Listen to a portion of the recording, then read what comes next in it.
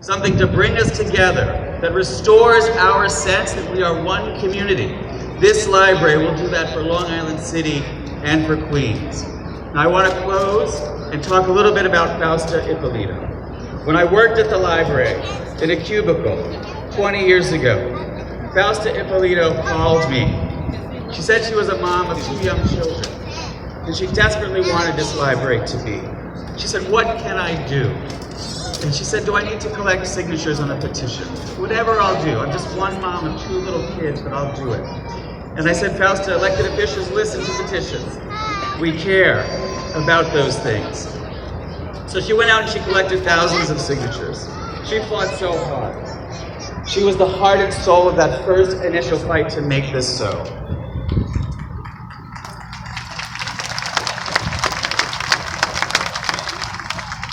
But then I learned, as all of us did, that she was sick. She was very sick. And when I spoke at Gaetano's graduation from PS 78, several years ago, I looked out into the crowd, and I saw Angela, and I saw other members of the family, but I didn't see Fausta. And I knew she wasn't able to make her son's graduation, obviously to sign my name to the beams before they put the walls up.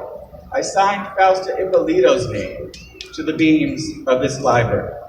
And I did so not only to remember her and what she did here, but also because I believe her spirit, her dedication to this community, but above all, her love of these 2 children, now teenagers, Gaetano and Daria, surround us today, and will forever look over the generations of children who will read, play, and learn here.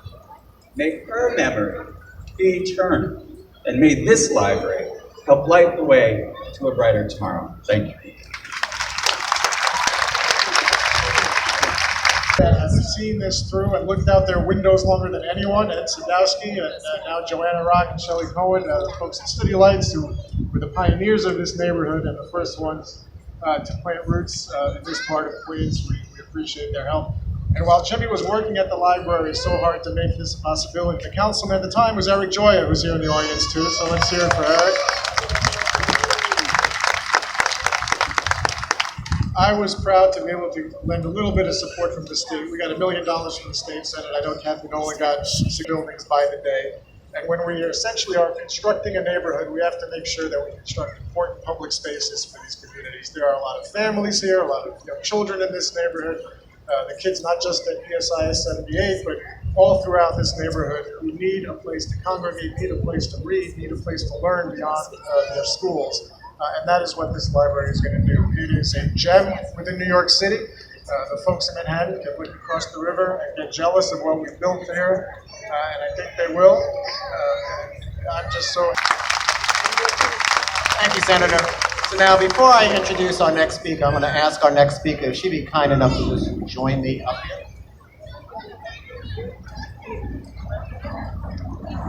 It's always good.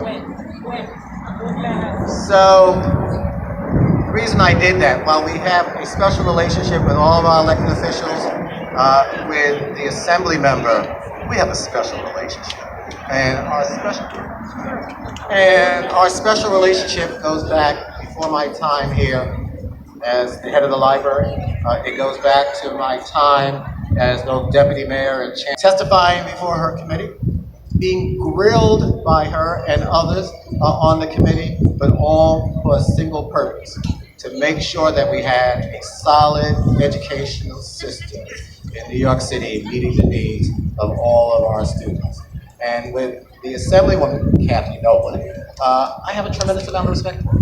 I have respect for all, but I have a tremendous amount of respect for Kathy, because Kathy, year after year after year, would be up there advocating on behalf of 1.1 million New York City school children.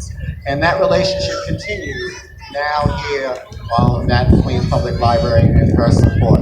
So it's my pleasure to bring to the microphone Assemblywoman Kathy Nolan. Kathy? So, pure panic. I really want to thank you, Dennis, for that gracious introduction, and really to my colleagues. And it's a full house of people, and it's already been a long program. So, but there were many hands in this, that's for sure. So.